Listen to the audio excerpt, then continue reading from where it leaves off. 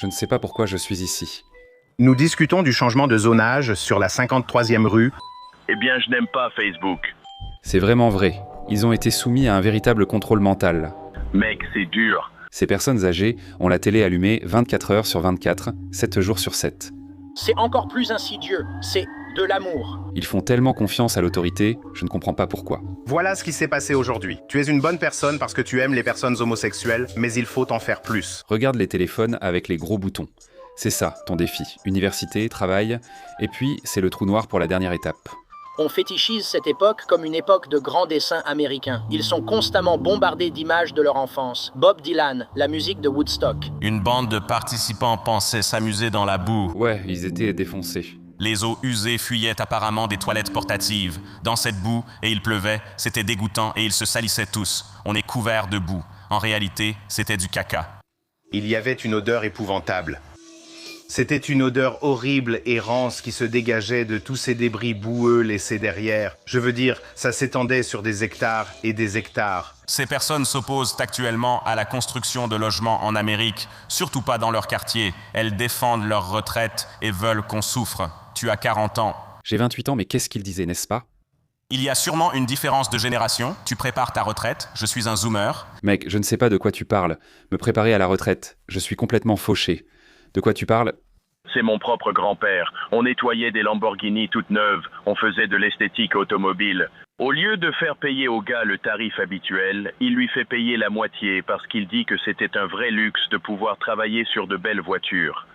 Je n'ai jamais gagné un sou en travaillant avec lui et maintenant il est parti et je n'ai rien à montrer pour tout ça.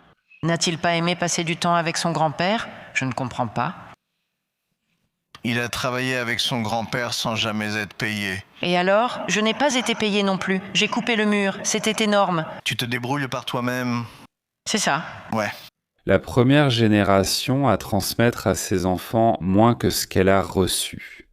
La génération de ratés de toute l'histoire de l'humanité. Le groupe de personnes le plus prospère matériellement. Écoute-les. Prends leurs conseils, mec. Ils savent ce qu'ils font. Tu dois t'endetter un peu. Vas-y, fais-le. C'est comme ça, mec. Tu dois vivre d'une paix à l'autre. Le maximum que tu puisses jamais avoir sur ton compte courant, c'est 1200 balles, mec. Mec. La personne à qui je parlais, la personne dans sa vie qui a la plus grande influence, qui lui donne ses conseils. Qui parle avec l'autorité d'une personne plus âgée, expérimentée et plus sage. A 10 000 $ de TTE sur carte de crédit et aucune épargne. En tant que femme de plus de 50 ans qui donne ce conseil. Si tu veux avoir plus de 50 ans, être endetté et devoir autant qu'une Porsche Carrera modèle de base, 2 roues motrices, en bon état et récente. Je ne dis pas que c'est la mieux conçue. Je ne les aime même pas, d'accord ? Mais l'ajustement et la finition, la qualité de fabrication, le fait qu'elles gardent leur valeur, c'est impressionnant. Ça peut être un bon exercice de réflexion si tu envisages des études supérieures. Va chez un concessionnaire Porsche, demande à voir leur plus belle voiture, puis imagine devoir autant d'argent à quelqu'un d'autre et ne pas pouvoir le rembourser. Et mec, demain est un grand jour. Tu dois acheter un Porsche Cayenne au comptant et pouvoir te le permettre. La plupart d'entre vous ne pourraient sans doute pas le faire, c'est ce que vous devrez assumer. Si tu veux être comme ça, suis le conseil de cette dame. Et puis tu retournes vivre chez tes parents et ta vie devient un cauchemar du genre « Eh bien j'ai complètement échoué, il n'y a rien pour moi dans ce monde ». Je vis en banlieue avec mes parents baby boomers qui sont la dernière génération pour qui ce système a fonctionné. Donc je peux être assez à l'aise, c'est juste que je n'ai aucun but, ma vie n'a aucun sens, je ne suis rien. Beaucoup vivent simplement dans cet état de pur néant. La génération qui a atteint le plus haut niveau de prospérité matérielle. Oui. Et aussi la première génération a laissé à la génération suivante moins que ce qu'elle avait. Ça me rend malade. Ils sont très égoïstes. Seules les vacances et le fait de mourir confortablement semblent les intéresser. On dit que la moitié des dépenses de santé se fait dans les 6 derniers mois de vie. Ils veulent prolonger leur vie, mais leurs enfants ne les aiment pas. Autrefois, quand une personne âgée mourait, tu sais, elle mourait entourée de sa famille, elle mourait avec sa communauté, mais maintenant, on les envoie dans des maisons de retraite parce qu'ils ont élevé une génération qui ne les aime pas, qui ne leur doit rien. Il y a le concept de piété filiale, tu sais, le respect envers les aînés. Le problème, c'est qu'avant, les aînés étaient respectés car ils transmettaient un monde meilleur que celui de leur enfance. Et sinon, ils te donneront des conseils ou quelque chose. Ils t'apporteront quelque chose, un héritage, peu importe. Et ça rendra ta vie plus facile. Si tu écoutes n'importe quel baby boomer, les conseils qu'ils te donnent sont du poison. C'est toxique. Et ils agissent comme si, tu devrais les écouter. Et tu leur diras, « Hey, le monde n'est plus comme il était quand tu avais mon âge. » Et ils vont te rabaisser, ils vont se moquer, tu vois ? Avec le temps, tu développes une sorte de syndrome de Stockholm et tu vois à quel point tes parents sont rongés par les erreurs qu'ils ont commises. J'ai vu ça souvent. Les gens sont très sensibles aux regrets de leurs parents, même s'ils sont totalement à côté de la plaque. Ce qui se passe, c'est qu'avec le temps, ta compassion pour leurs erreurs finit par brouiller ton jugement, je pense. Et c'est difficile de dire non quand tu as, tu sais, une vieille femme. Elle est bouffie, d'accord, elle retient beaucoup d'eau, elle me ressemble. Toute sa vie, le moteur principal de son existence, c'est de te voir obtenir ton diplôme universitaire, non ? Donc c'est difficile à dire. C'est difficile de dire non à ça. Et c'est quelqu'un qui t'a habillé, nourri et tout. Tu sais, quelqu'un qui s'est beaucoup sacrifié pour toi. Je ne veux absolument pas minimiser tout ça. Et il te demande juste de faire cette petite chose. Ce ne sont que 4 ans. À moins que ta mère ne soit une femme d'affaires avisée, ne prends pas les conseils d'une mémère au chat de 60 ans sur quoi que ce soit. Souris, hoche la tête, reste poli, ne discute pas. J'irai chez Brooks Brothers acheter un nouveau costume pour mon entretien d'embauche. Il suffit d'une poignée de main ferme et d'être aimable à l'entretien. Je porterai du Brooks Brothers. Je suis sûr que je serai très bien payé. Je suis sûr que je gagnerai assez d'argent en vivant à New York pour compenser le coût de la vie près de New York. D'accord, une belle paire de chaussures, bien sûr. Ce pays était un véritable paradis. Richesse, maison, emploi, nourriture, vêtements qui n'étaient pas en toc. Et que font vos parents dans certains cas ou vos grands-parents ? Ils détruisent de tout ça. Il semble qu'ils dépensent délibérément le plus d'argent possible sans se soucier des gens autour d'eux. Un accès inédit au levier du pouvoir dès le plus jeune âge grâce à leur pouvoir d'achat. Et dans une société de consommation, c'est le pouvoir ultime. Quand j'étais enfant, j'étais constamment bombardé d'images de leur enfance. Bob Dylan, la musique de Woodstock. Ils fétichisent les années 60 et 70 comme une époque de grands dessins américains. C'est à ce moment-là qu'on avait vraiment une chance. Vous savez, on aurait vraiment pu accomplir quelque chose. C'est la vérité. Ils ont acheté des maisons pour 50 000 $. Le prix médian d'une maison individuelle était de 13 000 $. Et ouais, et ils s'en vantent aujourd'hui. Ils te regardent comme s'ils attendaient tes félicitations pour leur clairvoyance, se prenant pour de grands visionnaires de l'immobilier. S'ils avaient eu la moindre clairvoyance, ils l'auraient fait 100 fois. Il y a eu de multiples occasions dans les années 50, 60, 70, 80, 90. Il y a eu 12 occasions différentes similaires au Bitcoin, où ces vieux types auraient pu multiplier leur argent par 100 s'ils avaient en fait autre chose que de garder leur argent sous leur matelas, s'ils avaient en été attentifs, mais ils ne l'ont pas fait. Ils considèrent la vie comme un plaisir qui leur est destiné. Ils représentent 20% de la population américaine, ils détiennent 51% de la richesse des États-Unis sans compter leurs prestations, comme la sécurité sociale américaine et tout ça. Tu payes la facture pour les personnes âgées en ce moment, donc c'est 51% de la richesse totale aux États-Unis. C'est même plus que ça parce qu'ils vont encore prendre ton argent pour payer leur fin de vie. J'aime mes parents, mais moi, je ne paierai pas. Je ne paierai pas 10 000 $ en plus, juste pour que leur dernier jour, ils puissent regarder la télé et être sous antidouleur. Tu vois ce que je veux dire, juste pour gagner genre 3 semaines de vie en plus. S'ils dépensent toutes leurs économies qu'ils devraient transmettre à leurs enfants, tu vois. J'avais besoin d'un dévitalisation, je n'avais pas d'argent. C'était quand j'étais encore en 3e cycle et mon père avait une moto Triumph, comme une moto russe. Et Earl, ouais. Tu es vieux. Ouais. Moto. Et il achetait des pièces pour sa moto. À chaque fois que je lui parlais au téléphone, j'avais droit à une mise à jour sur la moto. Et je lui disais, tu sais papa, j'ai vraiment très mal. J'ai vraiment besoin de cette dévitalisation. Et il n'arrêtait pas de me critiquer. Il me disait, tu crois que tu vaux 1 000 $? Oh mon Dieu. Tu penses valoir 1 000 $? Et là, je me disais, c'est horrible mec.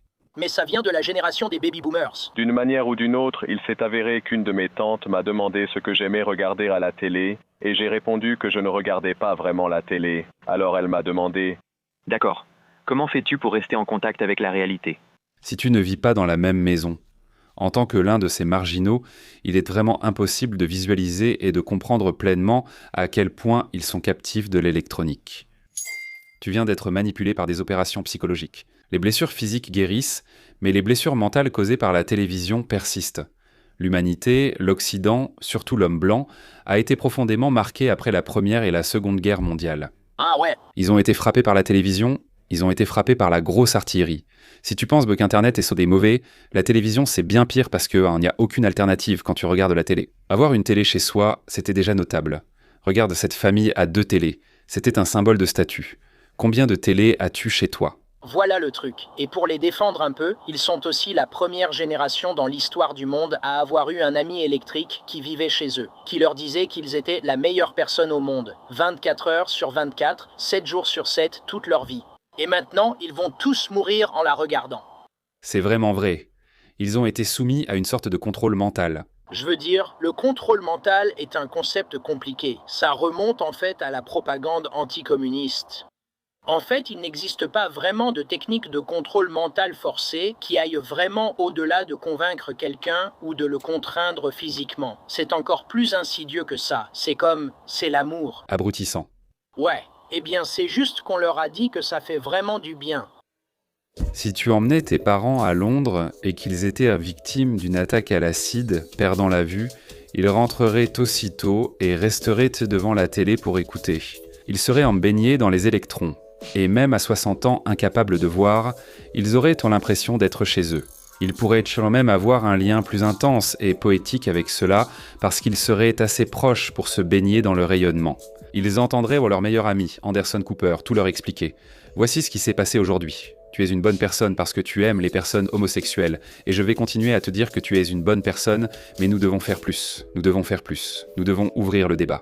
Quand tu étais enfant, tout l'argent de la publicité était dépensé pour essayer de te faire acheter les céréales sucrées, pour essayer de te faire acheter le fusil Johnny 7 One Man Army. Quand tu étais adolescent, tous les budgets publicitaires visaient à te faire écouter les Beatles. Ils essayaient de te faire rejoindre la vague des Rolling Stones. Quand tu possédais une maison, toute la publicité te visait car tu faisais partie d'une grande génération avec un pouvoir d'achat. On t'a dit toute ta vie que tu étais la personne la plus importante au monde, mais ce n'est pas parce que ces entreprises se soucient vraiment de toi. C'est parce qu'elles veulent ton argent. Elles veulent que tu achètes des corn pops et une allumette. Mais corn pops, ça a l'air bon quand même. J'adore les corn pops. J'en prendrai bien tout de suite. Ouais. Moi aussi. Un énorme bol de ça. Ils se moquent si on achète des corn pops. Nous sommes un marché moins important. Ces personnes âgées ont la télé allumée 24 h sur 24, 7 jours sur 7.